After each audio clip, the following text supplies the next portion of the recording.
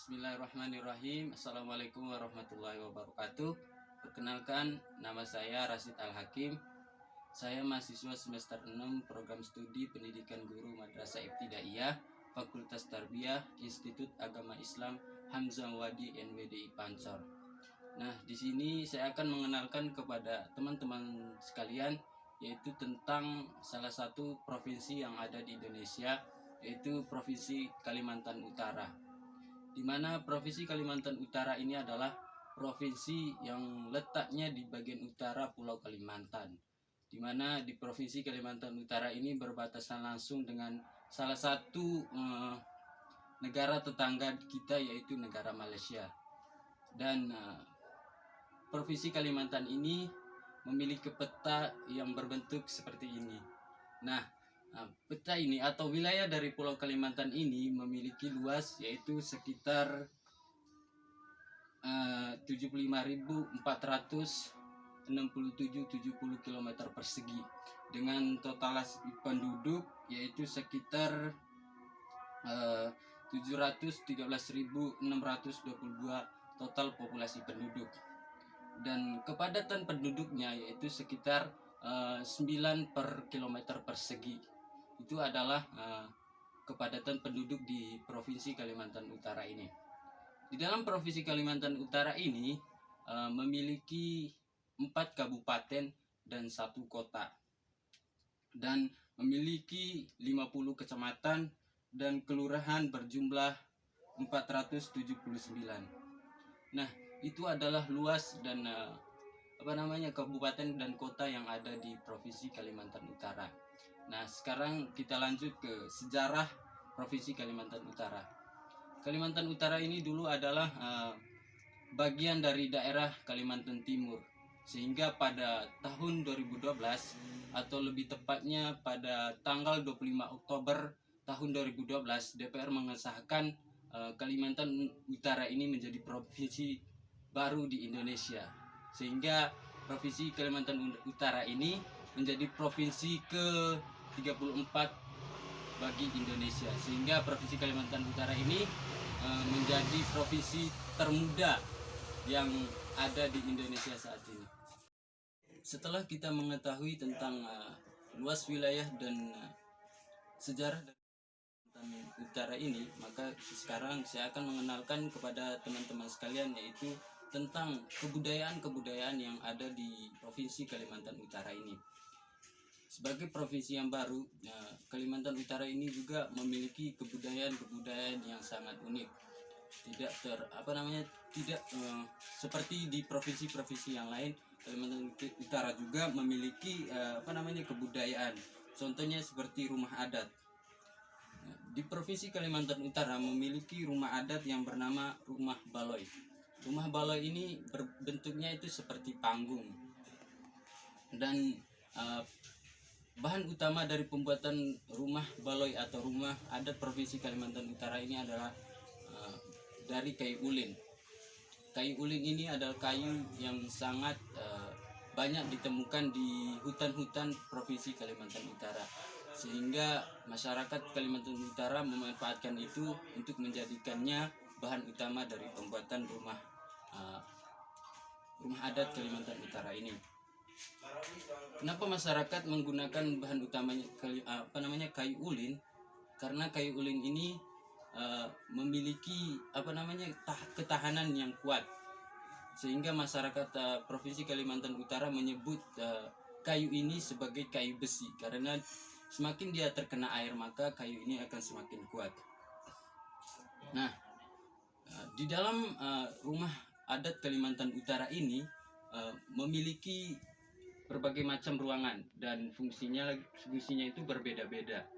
Nah, ruangan yang pertama adalah ambir kiri. Ambir kiri ini adalah ruangan yang fungsinya untuk menerima atau untuk mengadu dari masyarakat sekitar, dari masyarakat adat yang mengadu tentang masalah pribadi maupun masalah tentang adat.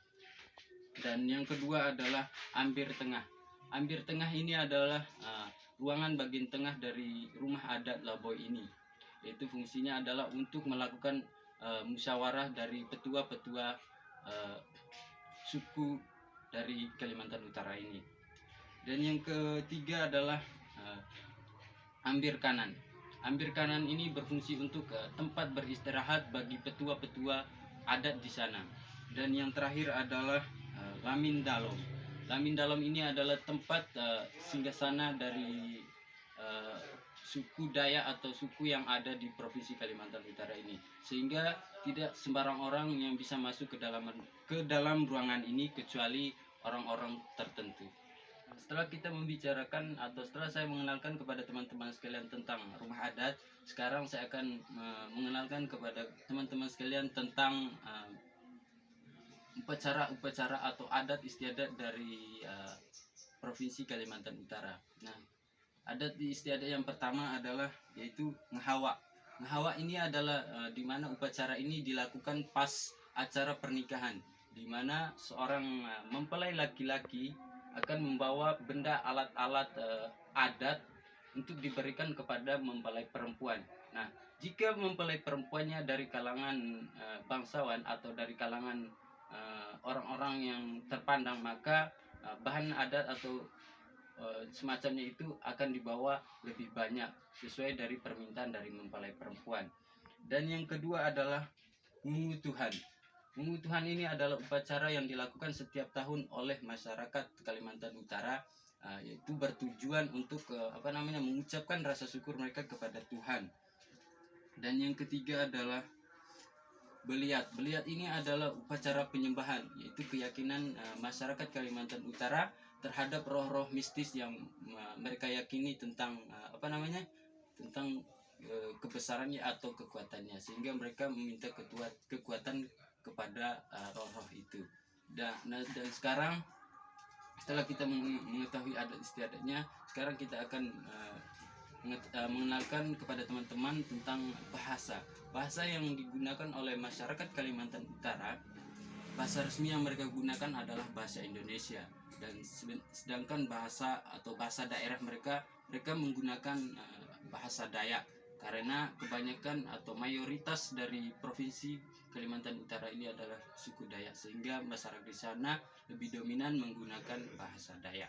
Selanjutnya di sini saya akan mengenalkan kepada teman-teman yaitu tentang seni-seni yang berada di Kalimantan Utara.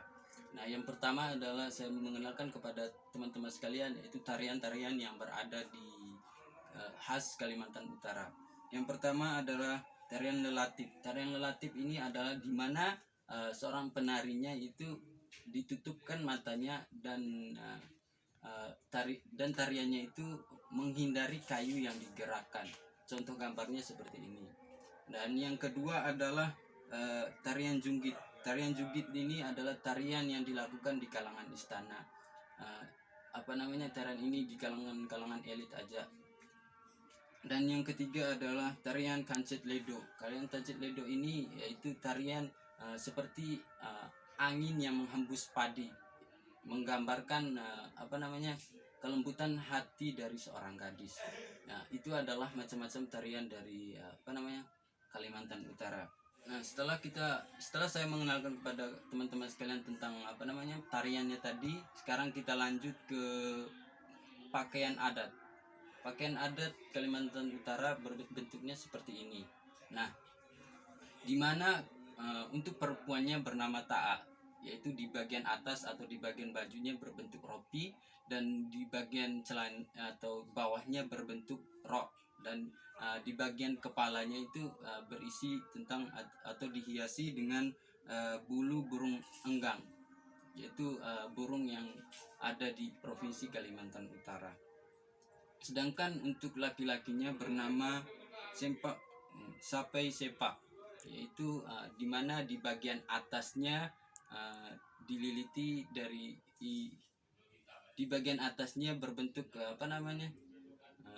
dililiti kepada tubuh laki-laki berbentuk selendang, dan di bawahnya berbentuk seperti celana dalam. Dan aksesorisnya di mana yang kita lihat di tangannya itu dia memegang semacam perisai, yaitu salah satu alat perang dari Provinsi Kalimantan Utara. Dan sekarang saya akan mengenalkan kepada teman-teman tentang benda-benda unik yang ada di Provinsi Kalimantan Utara.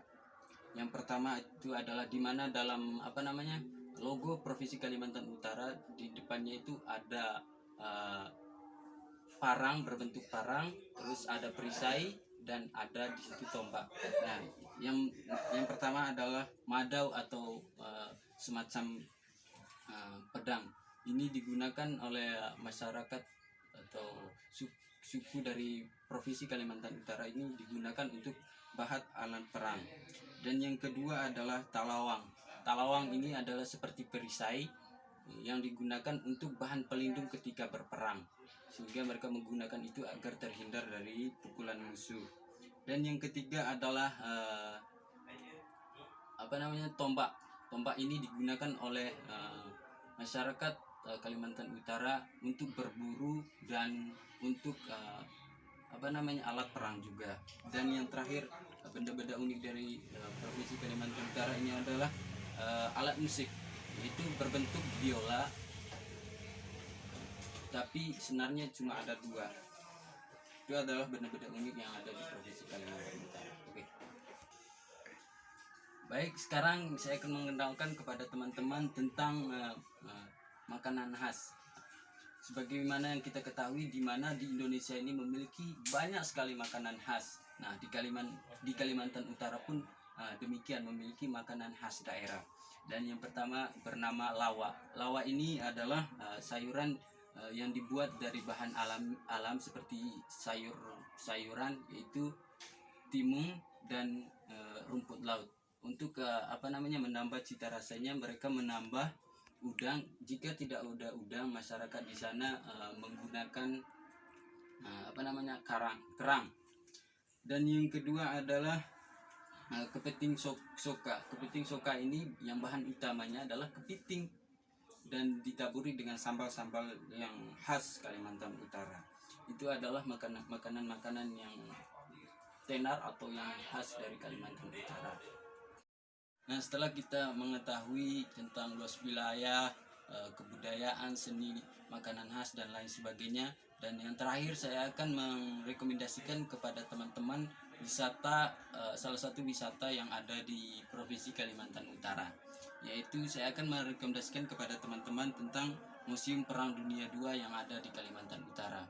Nah, setelah teman-teman mengunjungi wisata Museum Perang Dunia II di Provinsi Kalimantan Utara, teman-teman akan dapat mempelajari sejarah di sana, yaitu sejarah tentang Perang tentang Dunia Kedua. Di sana teman-teman dapat dapat berwisata sambil belajar. Nah, itu adalah rekomendasi saya tentang wisata yang ada di Provinsi Kalimantan Utara. Nah, sekian video dari saya. Atas perhatiannya saya ucapkan terima kasih. Bila ada kata-kata atau penyebutan nama daerah yang kurang tepat dari saya, maka saya meminta maaf yang sebesar-besarnya, karena saya bukan asli orang Kalimantan Utara. Sekian dari saya. Assalamualaikum warahmatullahi wabarakatuh.